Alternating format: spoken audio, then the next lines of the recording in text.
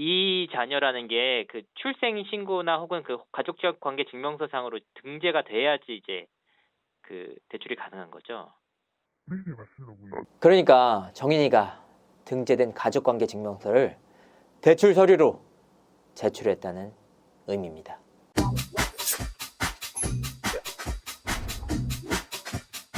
악마를 보았습니다. 2살 배기 딸아이인 정인 양을 입양해 사망에 이르게 했던 두 부부. 이들은 대체 왜 정인 양을 입양했을까요? 입양 이후 불과 8개월 만에 사망에 이르게 한 만큼 특별한 이유가 없으면 이렇게까지 악독하게 할 리가 없다라는 것이 중론인데요. 그러니까 그 흑심을 숨기고 방송에 나가서 그런 생쇼를 했다라는 것이 합리적인 의심입니다. 이들 부부를 향한 여러 의혹들이 있지만 그 가운데 가장 큰 의혹은 바로 부동산 대출입니다. 아니, 사람 새끼가 정말 부동산 대출 받으려고 그 아파트 하나 살려고 애를 입양해서 사망에 이르게 했느냐? 합리적으로, 상식적으로 말이 되지 않습니다. 하지만 그래도 한번 따져볼 건 따져봐야겠다는 생각으로 취재에 돌입했습니다. 그리고 정말 너무나도 충격적인 결론을 얻었습니다. 정말 이 두 사람 아니었습니다. 왜 사람이 아니냐? 이제부터 따져보도록 하겠습니다. 자, 이들 부부는 2020년 2월 서울 신월동에 있는 한 아파트를 매매합니다. 매매가 3억 4천만 원에 말이죠. 그리고 그해 4월 2억 1,340만 원, 5월에는 4,070만 원의 근저당권을 설정합니다. 근저당권, 집을 담보 잡힌다는 의미입니다. 이들 부부가 대출을 받은 은행은 바로 우리은행이었는데요. 이 은행은 통상적으로 대출금의 110%를 근저당권으로 설정합니다. 그래서 역계산을 해보면 이들 부부가 4월 대출을 받은 금액은 1억 9,400만 원, 5월 대출을 받은 금액은 3,700만 원입니다.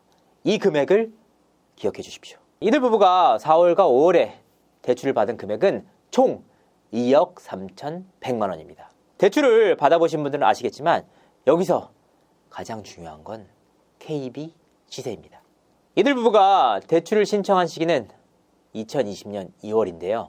이 시기에 이들 부부가 매매한 아파트의 시세는 3억 3천만 원이었습니다.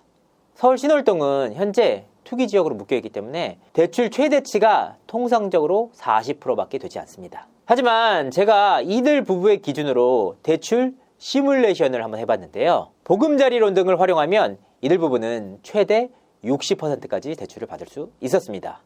금액으로 환산하자면 1억 9,800만 원인데요. 하지만 앞서 말씀드렸다시피 이들 부부가 받은 실질적인 대출 금액은 2억 3,100만 원이었습니다. 본인들이 받을 수 있는 금액보다 3,300만 원이나 더 대출을 받았던 것인데요. LTV 비율로 따져보면 62%에 달합니다. 이들 부부의 대출에서 가장 의아한 부분이 있는데요. 이들 부부가 대출을 2차례에 걸쳐서 받았다는 겁니다. 그러니까 2020년 4월에 이미 대출 최대치에 가까운 1억 9,400만 원을 받았는데 한 달 뒤인 5월에 어떻게 3,700만 원을 은행권에서 추가적으로 받을 수 있었던 걸까요? 너무 납득이 안 가서 은행 대출 상담사에게 직접 한번 물었습니다. 신월동에 있는데 아파트인가요, 물건이? 네, 아파트입니다. 다행히도 KB가 등재되어 있네요. 면적은 몇 평이십니까? 79제곱미터입니다. 네. 매매가 얼마십니까? KB 시세가 3억 3천만 원이었습니다. 근데 제가 알고 있기로는 여기 좀 근저당으로 해가지고 네네. 처음에 이제 제가 아는 지인이 여기 2억 1천에 들어갔다가 추가적으로 한 달 뒤에 4천만 원 정도를 더 받았거든요. 한 달 뒤면은, 한 달 뒤면은 대부밖에 안 돼요. 근데 여기 그 친구는 네. 이제 우리은행에서 받았는데 아니요, 추가적으로 한도 안 나와요. 안 나와요. 여기서 추가로 받으시려면 가장 좋은 건 그래도 신용대출이고, 네. 만약에 신용대출로도 해결이 좀 안 된다라고 한다면 그때는 대부에서 후수신담보대출 받는 방법밖에 없어요. 신용대출이 아니면 불가하다.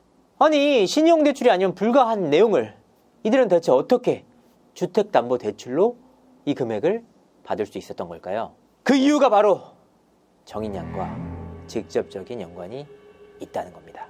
이들 부부가 많은 대출금을 받을 수 있었던 배경은 바로 한국주택금융공사에 주택담보대출이 있었습니다. 통상적으로 한국주택금융공사에서 대출을 받을 수 있는 두 가지 방법이 있는데요. 첫째는 디딤돌 대출, 두 번째는 보금자리론입니다. 디딤돌 대출을 받는 방법 한번 보시겠습니다. 부부 합산 연소득 6천만 원 이하의 무주택 세대주, 단 생애 최초 신혼 2자녀 이상인 경우 7천만 원까지, 최대 LTV는 70%, 대출 금액을 살펴보면 최대 2억 원, 신혼가구의 경우 2.2억 원, 2자녀 이상인 경우 2억 6천만 원입니다. 정인 양부모의 경우에는 2020년 2월 정인 양을 입양한 이후 곧바로 이 신월동의 아파트를 매매합니다. 그리고 이들 부부는 2020년 4월 1억 9,400만 원의 대출을 받았습니다. 자, 다시 보시죠. 2자녀 이상인 경우 2억 6천만 원까지 대출이 가능하다. 여기가 가장 중요한 포인트입니다. 신월동 집의 매매가가 3억 3천만 원밖에 되지 않기 때문에 집값의 70%가 대출 최대치인 2억 6천만 원에 미치지 못합니다. 그래서 이들 부부가 빌릴 수 있는 대출의 최대치는 집값의 70%인 2억 3,100만 원입니다. 하지만 여기서 중요한 포인트가 하나 더 있었는데요. 디딤돌 대출의 최대 맹점이 소액 임차보증금을 차감한 이후 금액을 빌려준다는 겁니다. 소액 임차보증금은 거주하는 지역에 따라 조금씩 다른데요. 서울 신월동의 경우에는 3,700만 원이라고 합니다. 그러니까 이들이 빌릴 수 있는 최대치 2억 3,100만 원에서 3,700만 원을 뺀 금액 1억 9,400만 원을 대출받을 수 있다는 겁니다. 1억 9,400만 원이요? 이들 부부가 2020년 4월 대출을 받았던 금액과 정확하게 일치합니다. 이 대출 상품을 이용하는 고객이 2자녀일 경우 받을 수 있는 혜택은 두 가지입니다. 부부 합산 소득이 1자녀일 경우 6천만 원까지지만 2자녀일 경우에는 7천만 원까지 가능합니다. 그리고 대출금 역시 1자녀 신혼가구일 경우 2.2억 원에서 2자녀일 경우 최대 2억 6천만 원을 기준으로 집값의 70%를 대출로 받을 수 있습니다. 2자녀 혜택을 받아야만 가능한 대출금을 이들 부부가 받았다는 겁니다. 1자녀일 경우 부부 합산 소득을 충족시키더라도 최대 2억 2천까지만 빌릴 수밖에 없기 때문에 소액 임차보증금인 3,700만 원을 차감할 경우 1억 8,300만 원만 대출을 받을 수 있습니다. 그렇기 때문에 대출 상담사는 소액 임차보증금을 차감하는 디딤돌 대출 대신 보금자리론을 대출받으라고 저에게 추천했는데요. 이 경우 집값의 최대 60%까지 대출을 받을 수 있습니다. 그렇다면 이들 부부가 2020년 5월에 받은 3,700만 원의 은행 대출금의 정체는 대체 뭘까요?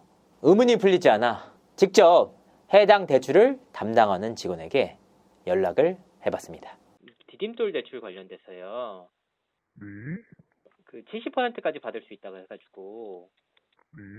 이 70%까지 받으려면 어떤 컨디션이어야 되는지 잘 몰라가지고요. 대출 한도를 안내해드리기 위해서 몇 가지 여쭤보겠습니다. 네. 네, 고객님 주택 가격이 얼마나 되십니까? KB 시세가 3억 3천만 원이었습니다. 디딤돌 대출 한도는 고객님 최대가 2억 원이시고요. 혹시 신혼가구, 2자녀, 3자녀 가구에 해당되지 않으십니까? 2자녀에 해당됩니다. 고객님 만 19세 미만의 미성년 자녀가 2명 이상 있으십니까? 네. 네, 그러면 고객님 지금 그러면 정확하게 3억 3천만 원에 대해서 70%를 하면 네. 네, 그러면 2억 3,100만 원이고 여기에 디딤돌 대출 한도 3,700만 원을 차감하는 부분이 있습니다.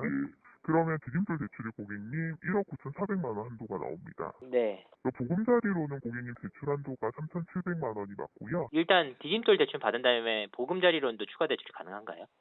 네, 한도가 남아있다라고 하면 가능하기 때문에 부부 합산 연소득이 7천만 원 이하이십니까? 네. 네, 그러면 고객님 한도 차감을 받지 않습니다. 3,700만 원은 보금자리론으로 신청하실 수가 있습니다. 이게 2자녀 이상일 때만 가능한 거죠? 네네. 2자녀 가구는 고객님께서 알고 계신 것처럼 2억 6천만 원까지 가능합니다. 그럼 2억 3,100만 원을 제가 받을 수 있는 거네요. 네네. 이 자녀라는 게 그 출생 신고나 혹은 그 가족적 관계 증명서상으로 등재가 돼야지 이제 그 대출이 가능한 거죠. 네네, 맞습니다, 고객님. 태아나 뭐 그런 상태는 안 되는 거죠. 네네, 그러니까 임신 중인 안 되고요. 네. 가족관계 증명서나 등본상에 자녀분이 만 19세 미만의 자녀분이 2명 이상 등재가 되셔야 됩니다. 아, 그 기준으로 대출 기준으로부터 기준이 등록이 돼 있으면 되는 거죠. 네네, 신청하는 시점에 가족관계 증명서나 등본상에 만 19세 미만의 미성년 자녀가 2명 등재가 있으면 디딤돌 대출의 기준을 충족시킨 이들의 경우 보금자리론까지 추가로 대출을 받을 수 있다고 합니다. 그 최대치를 환산하면 3,700만 원인데요. 이들 부부가 2020년 4월과 5월에 나눠받은 대출금과 정확하게 일치합니다. 너무나도 슬픈 게 이들 부부에게 친딸이 있지 않습니까? 이 조건으로 보금자리론을 대출받으면 최대 1억 9,800만 원까지 대출을 받을 수 있습니다. 이들이 빌린 대출금이 2억 3,100만 원 아닙니까? 부부 합산소득 기준과 이 3,300만 원에 불과한 돈을 더 대출받으려고 정인이를 입양했냐? 정리를 해보자면 이들 부부는 2020년 2월 정인 양을 입양한 뒤 이자녀여만 가능한 대출금을 대출받았습니다. 그러니까 정인이가 등재된 가족관계 증명서를 대출 서류로 제출했다는 의미입니다. 그리고 불과 8개월 만에 아이를 숨지게 했습니다. 목회자라는 신분을 이용해 입양 단계를 계속해서 건너뛰고 세금 혜택까지 받았던 이들 부부. 이렇게 끔찍한 일을 벌여놓고도 오직 신만이 자신을 심판할 수 있다고 개소리를 하는 당신들. 그리고 방송을 통해 오로지 정인이의 잘못으로 몰아가는 남편. 그런 끔찍한 당신들을 보면서 정말 악마는 먼 곳에 있는 게 아니라 우리 주위에 있다는 걸 느낍니다. 천벌받아라.